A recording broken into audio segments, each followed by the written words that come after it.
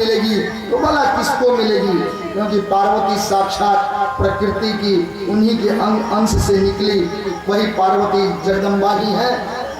आपस में बारात दी, कन खुशी की करना शुरू कर दिया। चर्चा धीरे धीरे शिव जी के कान तक पहुंची, जिससे शादी होने वाला है वो सज धज करके पूजा करने के लिए निकली हुई है।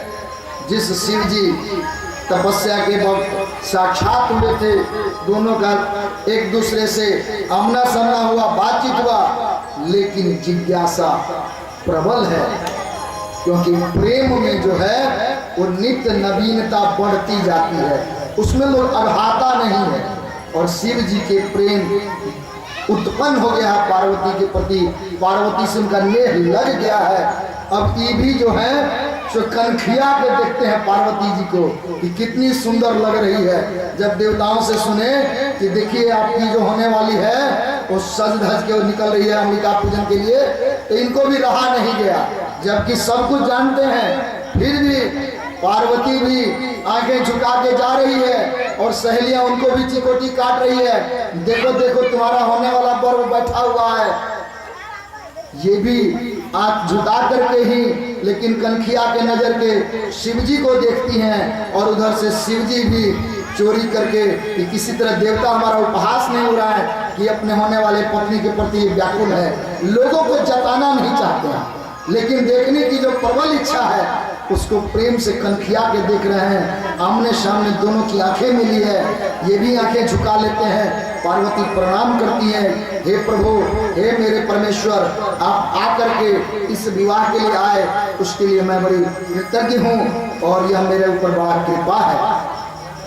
मन ही मन भोला आशीर्वाद भी देते हैं, यह मेरा आशीर्वाद नहीं समझो, यह तो तुम्हारी तपस्या का फल है। मुझे तो आना ही था, क्योंकि मैं तो भक्तों के बस में हूँ, और जिस तरह तुमने तपस्या करके मुझे बांध लिया है, भला हमारी क्या किसात, हमारा क्या औकात कि हम तुम्हारे यहाँ नहीं आते। आपस में नैनों की भाषा आपस में टकराई है, बातचीत हुई है। फिर अंबिका पूजन करने के लिए भगवती परम्बा, स्वयं परम्बा अंबा की पूजन करने गई। यहाँ भी लड़का दरवाजे पे आने के बाद गौरी पूजा का जरूर विधान होगा। हम लोग के यहाँ भी है, जब दरवाजे पे लड़का आ जाता है तो लड़कियां आम बहु विवाह करने के लिए निकलती हैं। आने के बाद तो एक पूजा है वो, और गौरी मंदिर में जाके पूजा की है भगवती पार्वती। वहाँ से सज धज के सब सुहागिनी के साथ गई हैं और भगवती की गीत गाते हुए गई, और वहाँ से फिर भगवती को बड़ा प्रणाम की है, स्नेह से उनको धन्यवाद दी है। हे भगवती, हमने जो आपसे मांगा वैसा ही मेरा वर प्राप्त हुआ, क्योंकि पार्वती बड़ी उत्सुकता के साथ सती जिस समय अग्निदाह करके अपना आत्महत्या की थी, उसी समय से विरहाग्नि में जल रही थी, और उसी समय से चाहती, हे अम्बा, यह मेरा जो वियोग हो गया है तो कब कैसे जल्दी से जल्दी दूर करो। उस क्षण को स्मरण करके पुलकित हो रही हैं, रोमांच हो रहा है पार्वती को, और बहुशा प्रणाम करती हैं भगवती का, और प्रणाम करके पुनः अपने आंगन में आती है। मंडप मड़वा बना हुआ है आंगन, आंगन में कन्यादान के लिए हिमालय जी आए हुए हैं। जितना कन्यादान से पहले जो लौकाचार होता है सब किए गए हैं, पितर नंदी श्राद्ध आदि सब किए गए हैं। शुद्ध होकर के पूरे मातृका पूजा जिसको कहते हैं, सब मातृका पूजा वगैरह करके हिमालय आकर बैठे हैं। गर्गाचार्य जी बैठे हुए हैं, ब्रह्मा जी हैं, नारद जी हैं। खबर जनवासे में भी गया कि अब कन्यादान शुरू होने वाला है। सभी लोग वहाँ से विष्णु आदि भी, देव गंधर्व आदि भी उस आंगन में आ गए, बैठे हैं। आजकल की तरह जैसे बाराती विवाह में आकर बैठता है, पहले तो दूरी बढ़ती थी, लेकिन अब नहीं बढ़ती है, अब लोग सबको बुला के बैठा देते हैं। तो शिव जी के विवाह में भी सब बाराती आकर बैठे कन्यादान के समय, ये एक मानक है। सभी लोग बैठे हैं, कन्यादान की चर्चा हुई, तो कन्यादान में गोत्राध्याय होता है कि आप किसके लड़के, आपके बाबा का नाम क्या है, आपके दादा का नाम क्या है, कौन गोत्र, कौन सा मूल, ये सब हुआ। हिमालय पूछ दिए, अच्छा शंकर जी बताइए आपका गोत्र कौन सा है। अब शंकर जी का कौन सा गोत्र है। शंकर जी आंख बहुत टाइट किए। ब्रह्मा जी को लगा फिर कहीं गड़बड़ न हो जाए। एक तो गोहरावा इतना मना के बैठाए हुए हैं, देवासुर सब परास्त हैं, बिना कार्तिक का तारका का वध होने नहीं जा रहा है, सब त्रस्त हैं, इसलिए बार बार इनको मनाया जा रहा है कि किसी तरह शादी तो करो कि कार्तिकेय का जन्म हो। अभी फिर आंख बहुत टाइट किए। जब टाइट किए तो ब्रह्मा जी कहते हैं कि नहीं नहीं वो तो ठीक है, इनको ज्ञान नहीं था इसलिए पूछ दिया, आप शांत बैठिए बैठिए, हम जवाब दे देते हैं ना। नारद जी कहते हैं महाराज जो गोत्रों के गोत्र हैं इनका क्या गोत्र है। क्या ये सब छोटी छोटी बातों को लेकर बैठ जाते हैं। देखिए श्रोताओं, बहुत ये गोत्राध्याय से जो बहुत मार्मिक शिक्षा मिलती है, ये भी सुनने की बात है। गोत्राध्याय किसके लिए है। जब आप एक गोत्र में एक समकक्षता में विवाह करेंगे वहां तो गोत्राध्याय अच्छा लगता है, लेकिन जहां परमेश्वर की शादी हो रही है, प्रकृति के साथ शादी हो रही है, प्रकृति और परमेश्वर की शादी हो रही है, वहां गोत्र का कोई विधान रह नहीं जाता है। विवाह के लिए सामाजिक बंधन होना जरूरी है, लेकिन कभी कभी सामाजिक बंधन से उठकर भी विवाह होते हैं। इसको भी बचाना चाहिए शिव जी के उदाहरण से।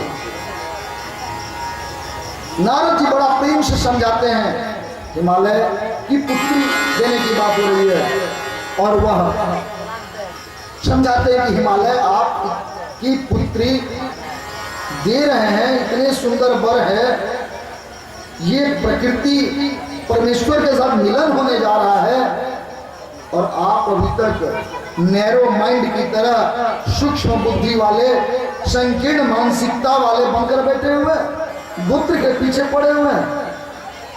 रामचरितमानस में चर्चा है कि पूछा गया कि आपका गोत्र क्या है, तो ब्रह्मा जी ने कहा कि कह दीजिए। ब्रह्मा जी गोत्र क्या है तो नहीं बताया, कि पिताजी कौन है।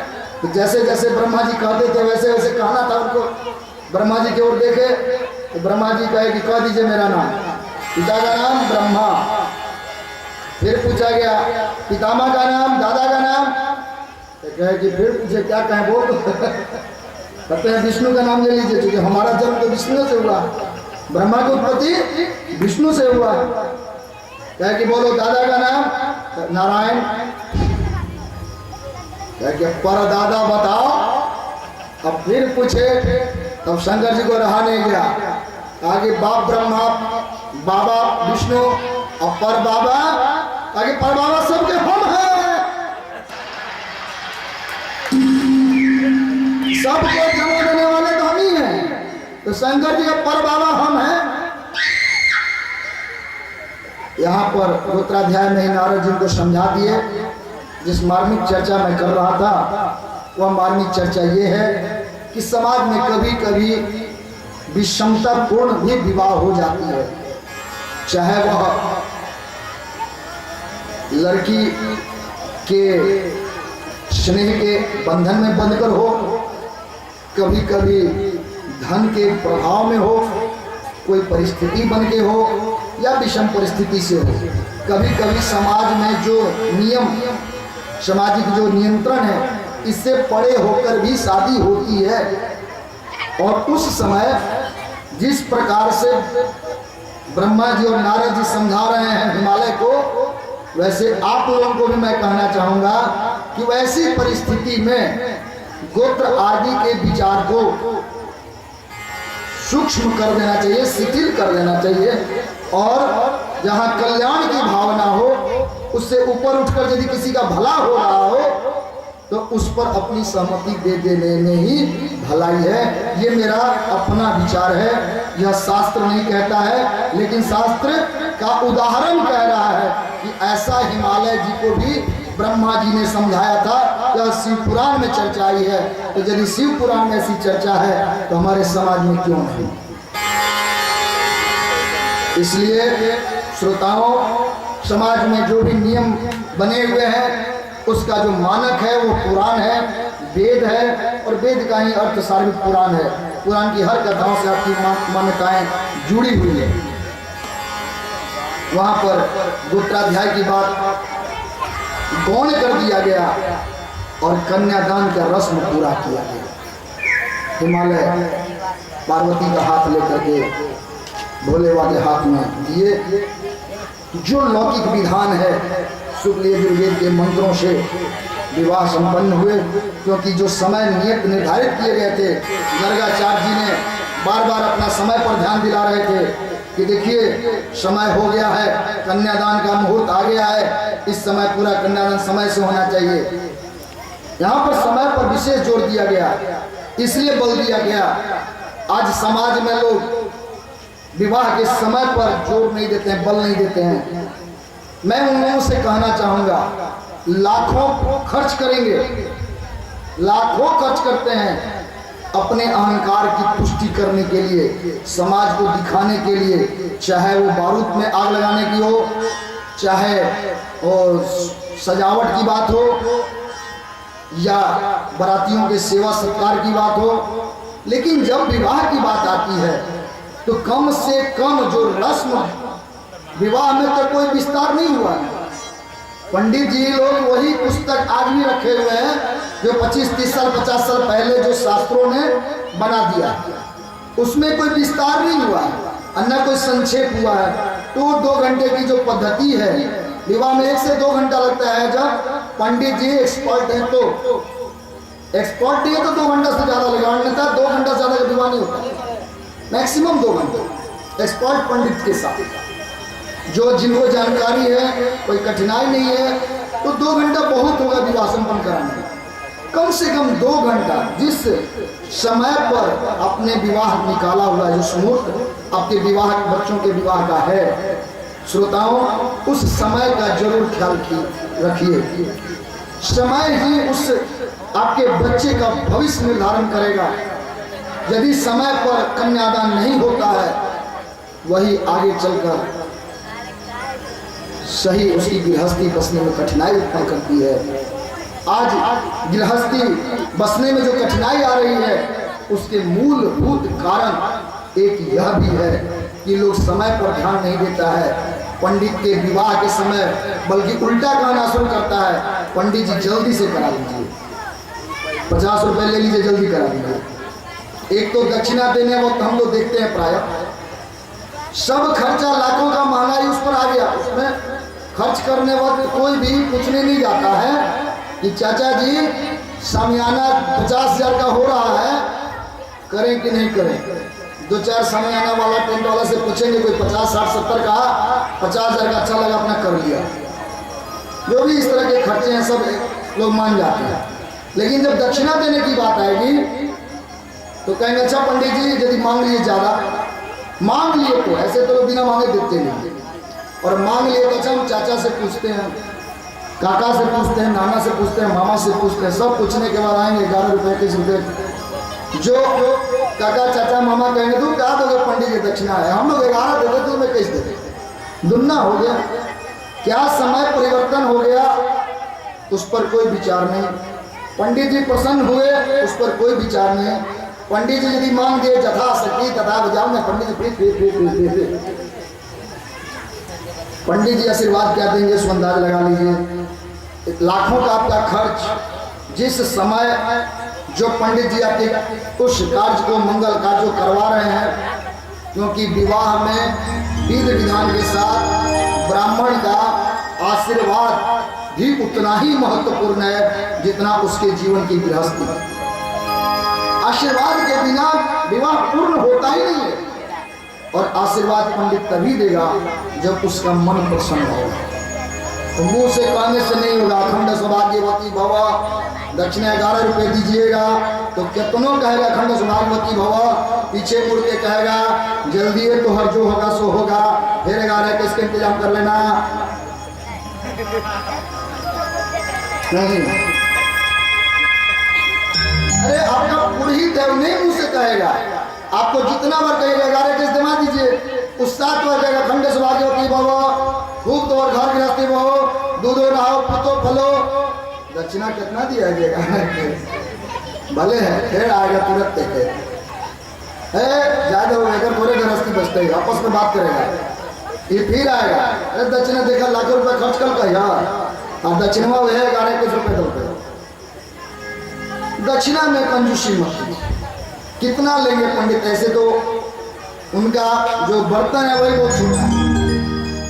जहां लाखों का खर्च है, कोई 1000 में दक्षिणा 200 वो देगा, 10,000 तो कोई देता नहीं। तो उतने में भी कमी नहीं कीजिए, और उनसे पूछ लीजिए, जो कहते हैं वो दे दीजिए। एक तो उनके मुंह से ज्यादा निकलने वाला नहीं, हमको जैसा लगता है।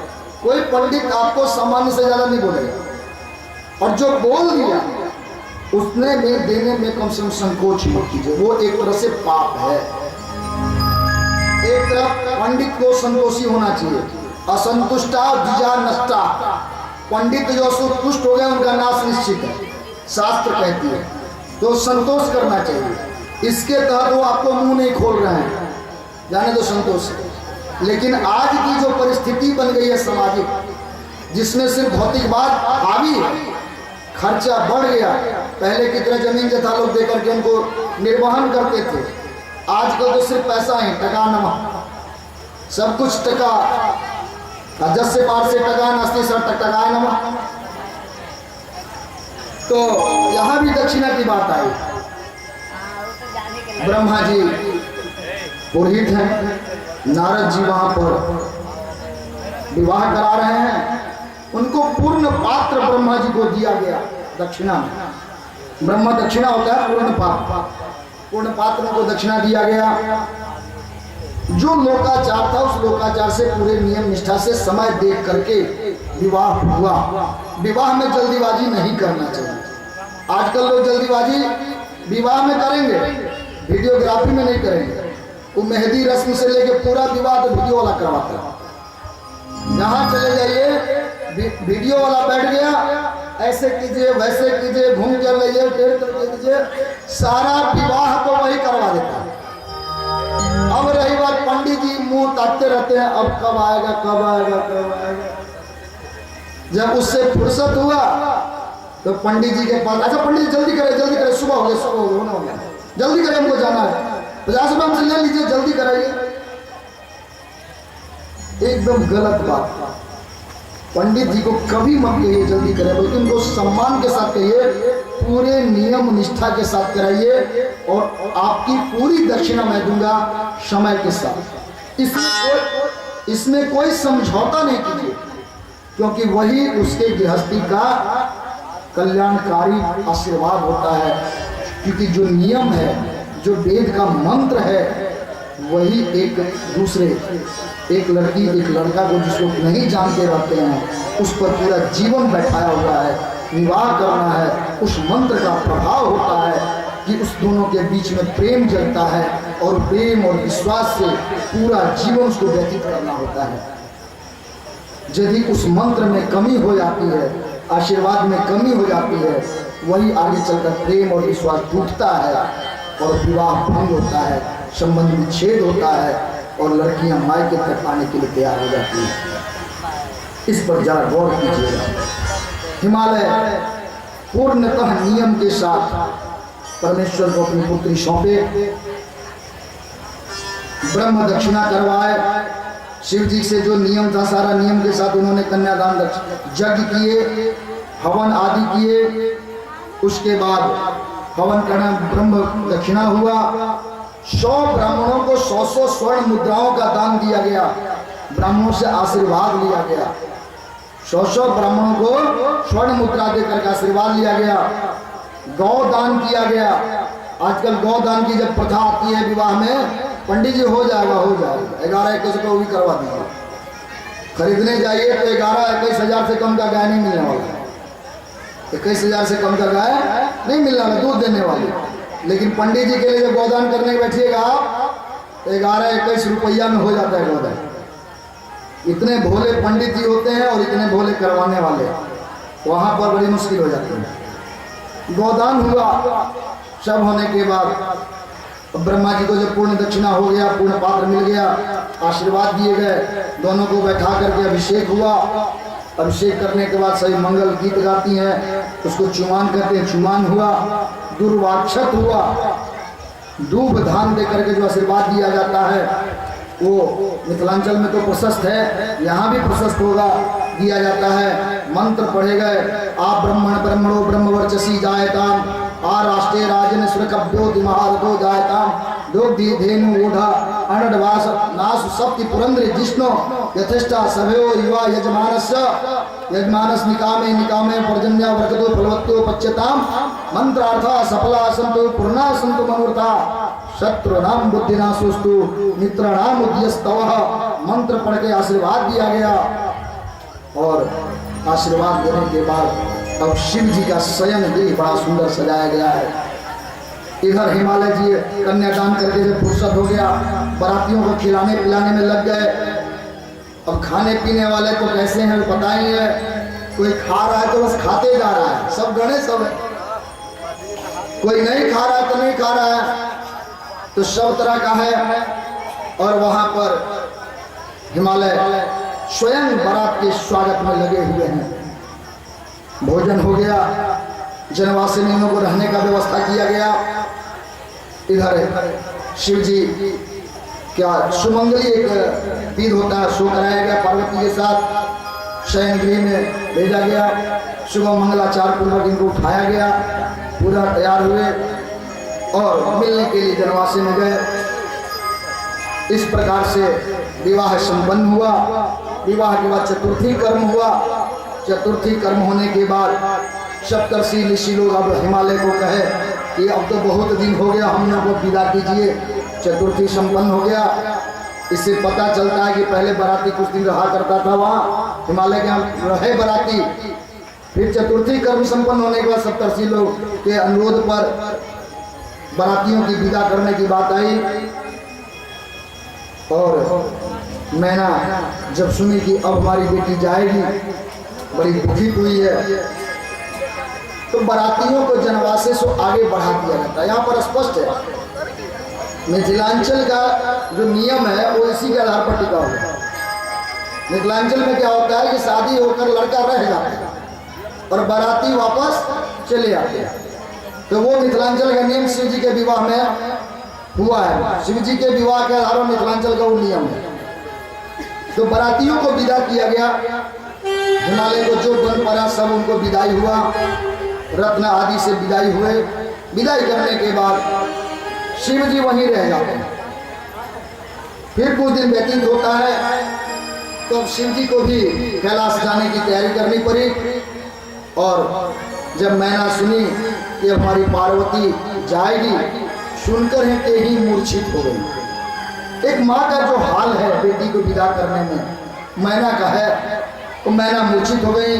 फिर उनको लोग जल वगैरह छीट करके मूर्छित से होश में लाए। सब उनकी जो सहेलियां थी समझाती हैं कि यह प्रकृति का नियम है, बेटी तो कभी भी अपने दरवाजे पर रहती नहीं है, उनको जाना ही है, जाने में ही मंगल है।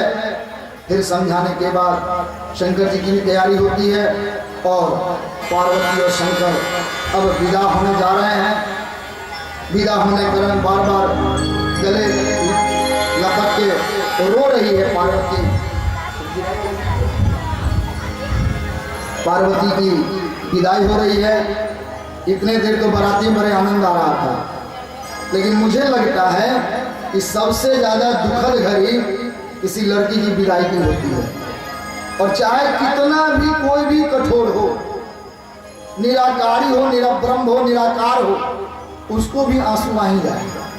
पता नहीं ऐसा माहौल बन जाता है, उस माहौल में कोई बिना रोए नहीं रहता। और जिसकी शादी हो रही वो तो रोती ही रहती है, उसकी माँ उसके घर वाले तो रोते ही रहते हैं। जिसके साथ जा रही होती है दूल्हे के साथ, मुझे लगता है कि दूल्हा भी अंदर से रोआ होगा। ऐसा माहौल क्रिएट हो जाता है, उसमें बर्दाश्त करना आसान नहीं होता। तो वो समय आ गया है जब मैना रो रही है। उनकी सभी भाभियों की चर्चाई है। मैना के भाई वो भी रो रहे हैं। अपना उचती विनती हो रहा है कि अब तुम जाने वाली हो हमसे कोई भूल हुआ तो माफ करना। पुनः मैना क्या करती है कि ब्राह्मण पत्नियों को बुला करके पति धर्म का ज्ञान कराती है। इस विषय को बड़ा महत्वपूर्ण रूप से हम रख रहे हैं। शिव पुराण कथा सुनने का बड़ा महत्वपूर्ण विषय यही है। पातिव्रत्य धर्म जो पार्वती जी का है पूरा विस्तार से इसमें दिया गया है शिव पुराण में, और उसको यदि आप अपना लेते हैं, मैं तो पूर्ण तो नहीं कहूँगा क्योंकि समय परिस्थिति आजकल जो बदल गया है, उसका थोड़ा सा भाग भी आपका यदि उसका उद्देश्य समझ में आ जाए तो गृहस्थी संवर जाए, फिर गृहस्थी में कोई बाधा नहीं आ सकता। ये है शिव जी की कथा का मूल फल। मैंने उस ब्राह्मण पत्नियों को बुला करके कहती हैं कि अब बेटी मेरी जा रही है, इसे कुछ शिक्षा दे दीजिए। और पातिव्रत्य धर्म की शिक्षा वो ब्राह्मण पत्नियां उनको दे रही हैं। उसमें उन्हें कह रही हैं कि देखो, सबसे महत्वपूर्ण जो यज्ञ होता है वो गृहस्थी का यज्ञ है। जीवन में जितना भी यज्ञ हुआ आज तक या होते हैं, सबसे महत्वपूर्ण और महान यज्ञ वो गृहस्थी का यज्ञ है। अपना घर क्या यज्ञ है, गृहस्थी चलाना जो होता है वही सबसे बड़ा यज्ञ है। और उस यज्ञ को जो सुंदर से निभा लिया, उसके लिए कोई भी चीज की कमी नहीं रहती। स्त्रियों का क्या धर्म है, पत्नियों का क्या धर्म है, इसका बड़ा विस्तार से ब्राह्मण पत्नियां उनको समझा रही हैं। कहती है कि 3 प्रकार के पतिव्रता स्त्री होती है। एक साध्वी,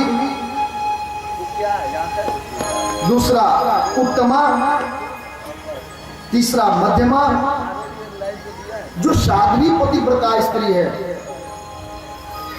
वो सपने में भी अपने पति को ही देखती है,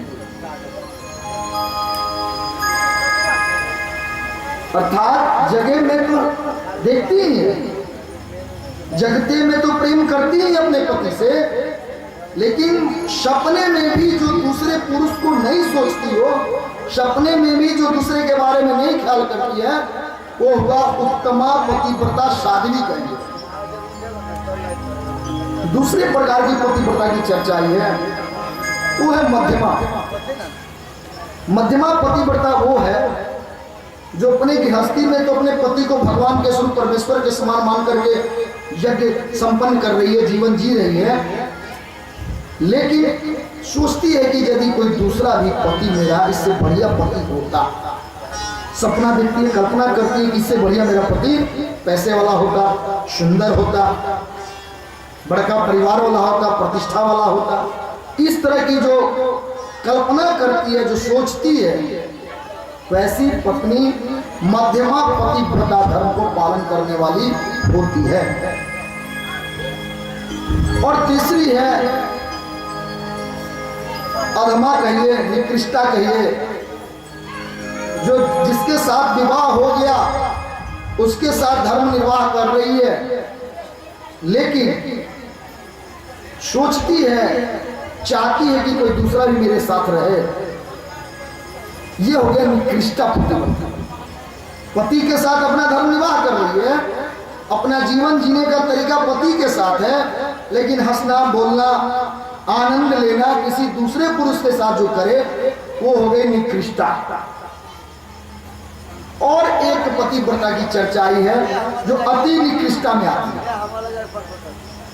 पतिव्रता वो भी कहलाएगी, लेकिन वो हुआ अति निकृष्टा। वो क्या है कि जब मौका मिले तब तो परपुरुष के साथ चले जाएं, अन्यथा जब तक है तब तक मेरे पति ही मेरे देवता हैं। वो हुआ अति निकृष्टा पतिव्रता धर्म। तो मुख्य 3 ऐसे 4 पतिव्रता धर्म की चर्चा इसमें आई है।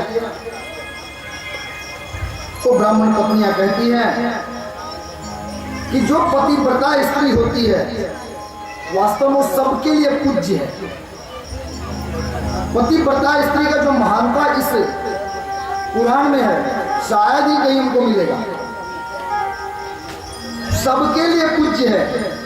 इतना ही नहीं कहते कि जो पतिव्रत धारण की है उसको देखने मात्र से देवी देवता शुद्ध हो जाते हैं, पवित्र हो जाते हैं। एक कथा मैं छोटा सा है सुना देता हूं बीच में, क्योंकि पतिव्रत धर्म चल रहा है। भागीरथी जब तपस्या कर रहे थे गंगा जी को पृथ्वी पर लाने का, तो गंगा जी प्रसन्न हुई और कहती मेरे 3 शर्त हैं, तब मैं पृथ्वी पर चलूंगी। पहला शर्त यह है कि मैं जो चलूंगी पृथ्वी पर तो जितने सारे पापी हैं मेरे अंदर आकर के अपने पाप को धोएंगे, मुझे शुद्ध कौन करेगा? मेरी पवित्रता जो नष्ट होगी उसको पवित्र कौन बनाएगा? पहला शर्त, इसका जवाब दो, फिर सोचते हैं। दूसरा शर्त, मैं जो आऊंगी आकाश से तो मुझे रोकेगा कौन? मुझे धारण करेगा नहीं तो मैं पाताल में चली जाऊंगी, मेरे बेग को कौन रोकेगा?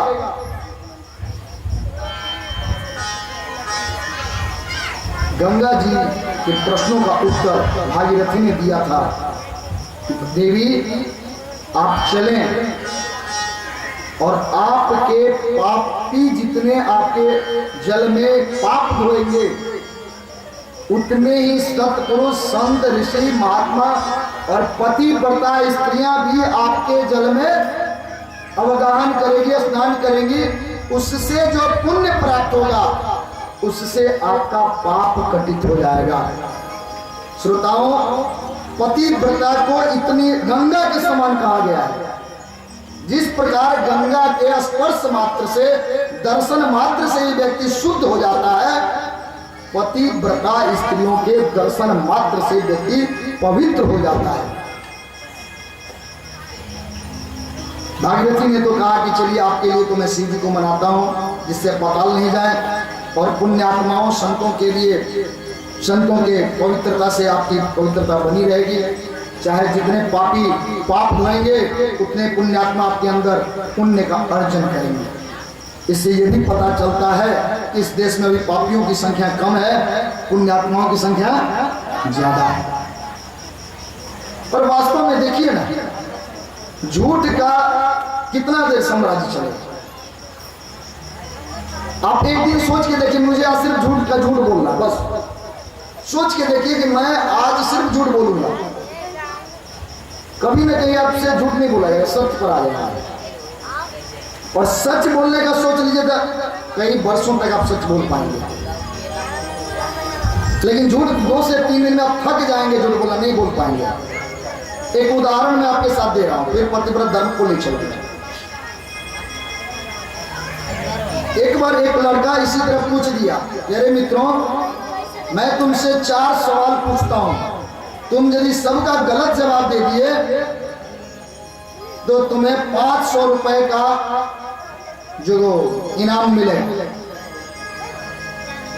मित्र दोस्त कहा कि अरे 4 झूठ बोलने में क्या, गलत जवाब देने में क्या लगा है, तो सही जवाब देने में मान लो नहीं आएगा, लेकिन गलत जवाब तो दे ही सकते हैं ना।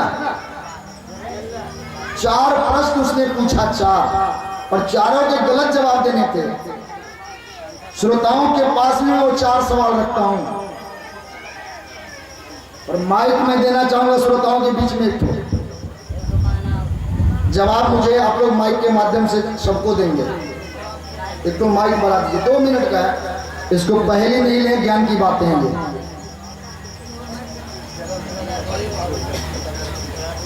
वो मित्र 4 प्रश्न पूछना था उसे और उस 4 का गलत जवाब देना था, उसका 500 रुपए का इनाम था। आपको भी जवाब देना है, आपको भी इनाम मिलेगा, भले 500 रुपए का नहीं मिले, मिलेगा जरूर। दे दिए, अरे बीच में दे दीजिए ना, ऐसे कोई। पहला प्रश्न, मित्र तुम अपना नाम बताओ। सबने अपना अपना नाम, सबको मालूम है नाम, सब अपना नाम, कोई नहीं बताया। सबका नाम पूछा गया, कोई भी अपना नाम बताएगा इसमें? नहीं बताएगा। जो माइक लिए हैं अपना नाम बता सकते हैं क्या? माइक इनके पास है। आपका नाम क्या है? आप लोग बताएं सही है कि गलत है? गलत है? सही है। आप में ही दो फोड़ हो गया, कहते हैं सही है। यार गलत नाम बताना, 4 गलत उत्तर देना है। दूसरा प्रश्न, आपका गांव कौन सा है?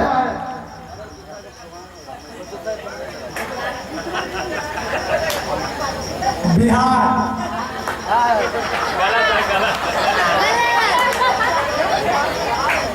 आप कहां बैठे हुए हैं? ये भी सही जवाब। उत्तर देने थे गलत, उत्तर क्या मिला मुझे? सही मिला। आप लोग सहमत हैं कि कोई झूठ बोल सकता है लगातार? कौन है जो 4 गलत जवाब मुझे देगा? हाथ खड़े करें। चलिए आप माइक लीजिए।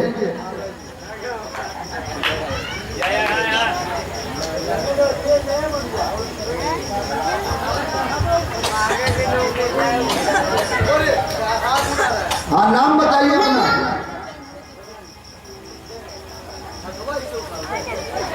क्या नाम है? सही जवाब है गलत जवाब? नहीं आप वही बताएंगे, आप खुद बताइए। गलत जवाब। आप किस गांव में बैठी हुई हैं? बिहार तो गांव नहीं है। चलिए मान लिया आपका ये भी गलत जवाब है। कहां तक पढ़ी लिखी हैं? 7 तक। ये भी गलत जवाब है क्या? ये भी गलत जवाब है। कितने प्रश्न पूछ लिए? ये सही जवाब है ना?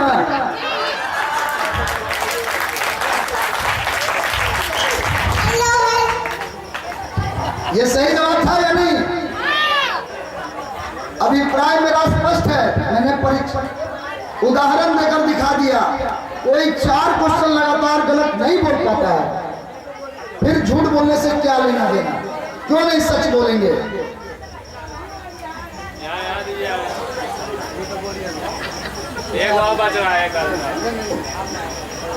मेरे कहने का जो भाव था सब समझ गए।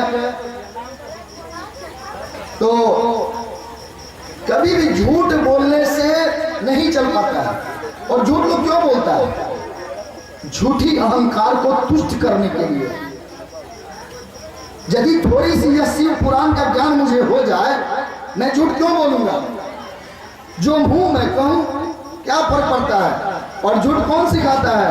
माता पिता सिखाते हैं बच्चे को। बचपन से शुरू करते हैं। पिताजी कहते हैं बेटा जाके बोल दो नहीं है, फोन पर आया बोल दो अभी पापा व्यस्त है नहीं बात कर पाएंगे। माँ सिखाती है बोलो कोई पूछे तो दाल भात सब्जी खाएं, भले रोटी क्यों नहीं खाया। और वही बच्चा आगे चल के जब आपसे झूठ बोलता है तो बड़ा कष्ट होता है। सिखाया किसने था झूठ बोलना? आपने ही सिखाया था। देखिए ये ज्ञान की बातें हैं। जिस काम को आप स्वयं कहते हैं करने के लिए वही चीज आपके साथ होता है, आपको बहुत कष्ट होता है। इस बात को हमेशा ध्यान रखिएगा कि मैं ऐसा कोई गलत निर्णय, कोई गलत चीज नहीं सिखाऊं जो मेरे साथ हो तो मुझे कष्ट हो। इसका एक और उदाहरण मैं दूंगा।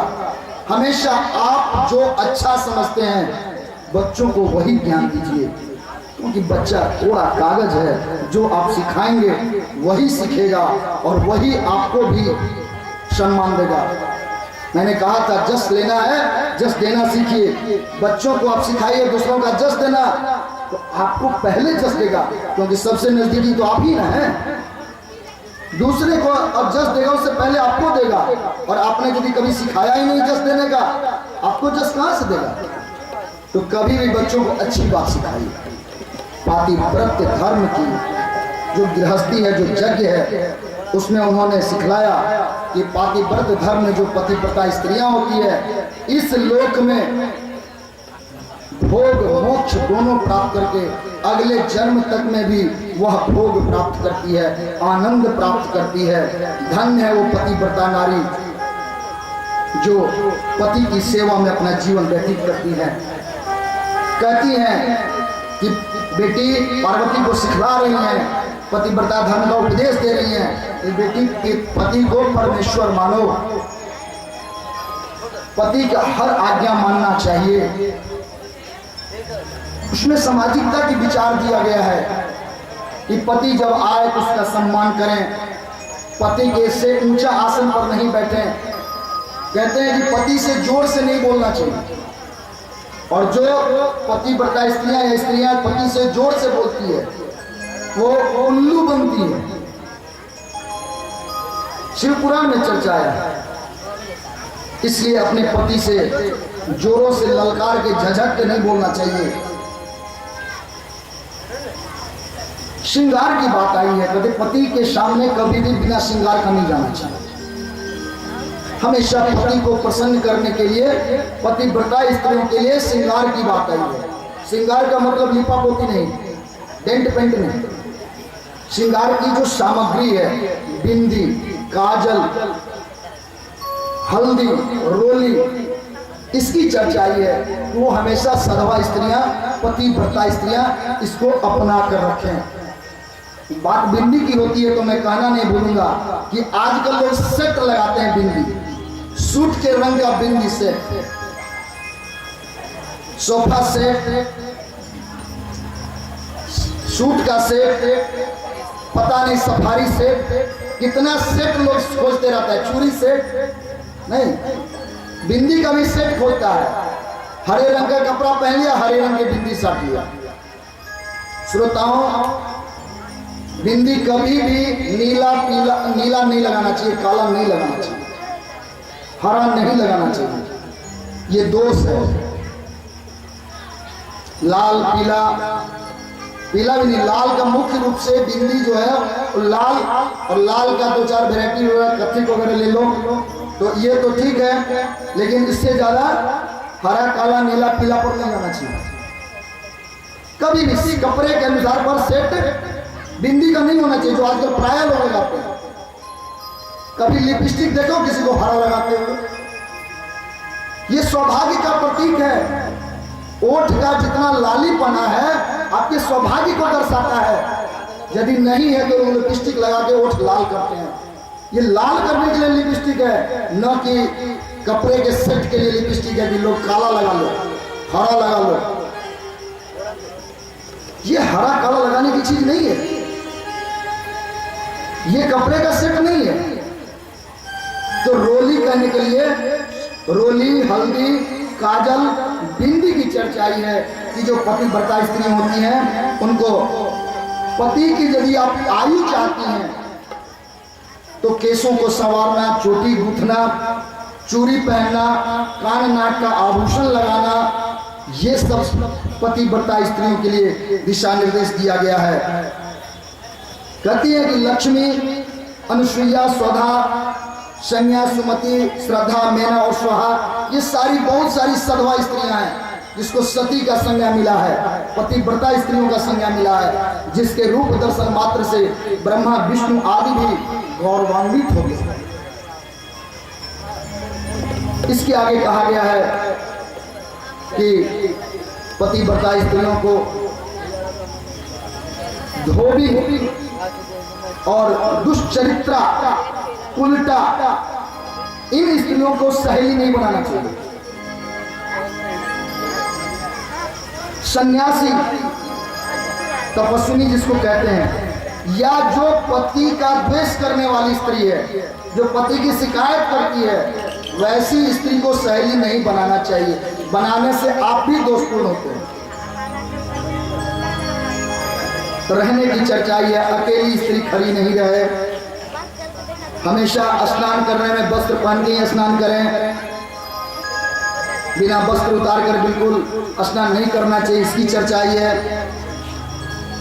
कहते हैं कि जो सधवा स्त्री है उसको झाड़ू पर नहीं बैठना चाहिए, उस उखल पर नहीं बैठना चाहिए, मुसल पर नहीं बैठना चाहिए, चौखट के नीचे नहीं बैठना चाहिए। इससे आयु का, पति का आयु कम होता है, आयु क्षीण होता है। इसके आगे कहते हैं पति की आज्ञा के बिना पतिव्रता स्त्रियों को कभी उपवास व्रत नहीं करना चाहिए, जो प्रायः करती हैं सब। बिना पति के आज्ञा के जो उपवास और व्रत यज्ञ स्त्रियां करती हैं वो तो सफल तो नहीं होता है। वह उसी प्रकार है जैसे आग में घी डालना, घी जलकर राख हो गया, उसी तरह आपका किया गया व्रत जल जाता है, उससे कुछ मिलना नहीं, बल्कि उल्टा नरक के आप भागी होते हैं। पति को कभी क्रोध पूर्वक उत्तर नहीं देना चाहिए। पति को छोड़कर कभी एकांत में विचरण नहीं करना चाहिए।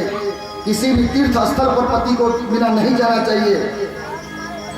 पति को अपना आजकल के फैशन में जो तुम कहने की प्रथा है, इससे बचना चाहिए। पति परमेश्वर है और परमेश्वर कभी तुम या तू शब्द का प्रयोग आप पतिव्रता स्त्रियों के लिए कष्टदायक होता है। और जो पति को तू या तुम कहती है वह गूंगी होती है, ऐसा इसमें विधान दिया गया।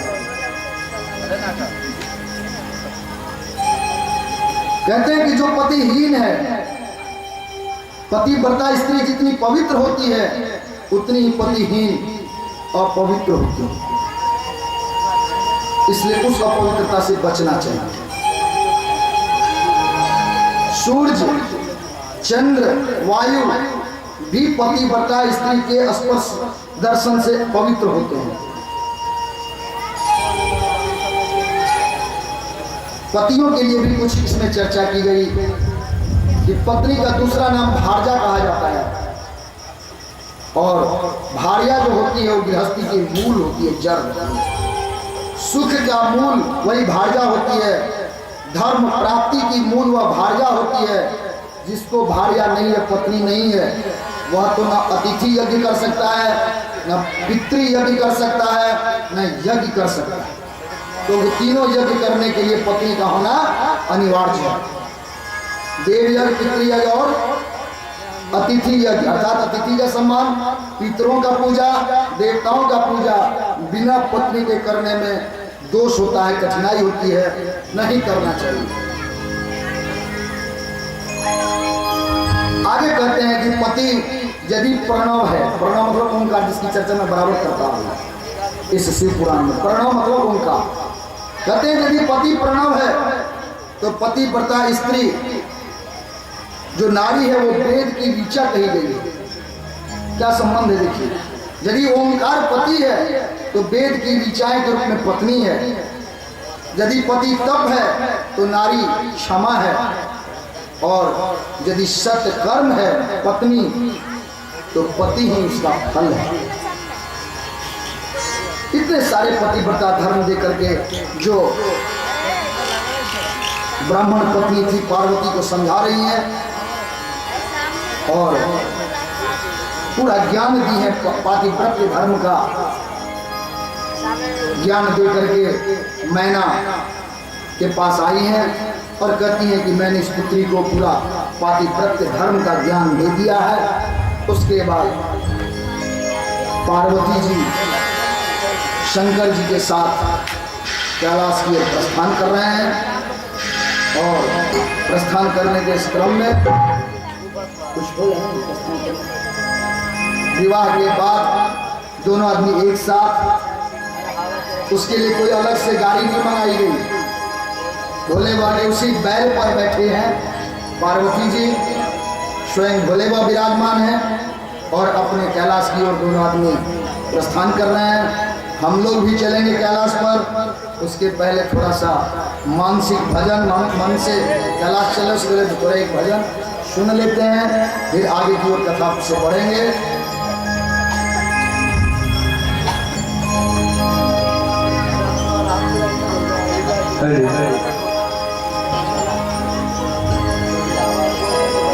हेलो हेलो, बोल दे बाबा भूतनाथ की। बाबा तो जीवे करते हैं। वैसे पहले बेटा भजन बाबा के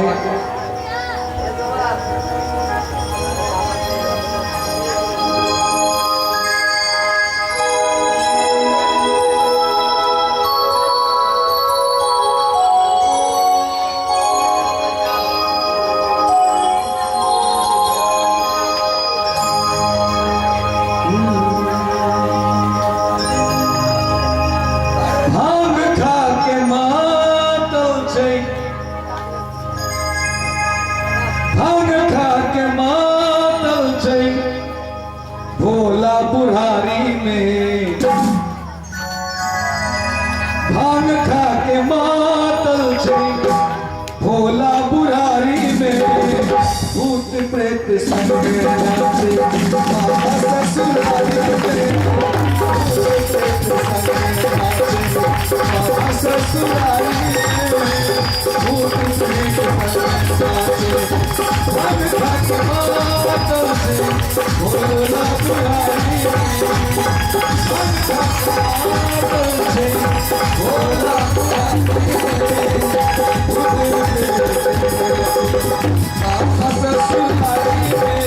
बाबा ससुरारी में भूत प्रेत संग नाचे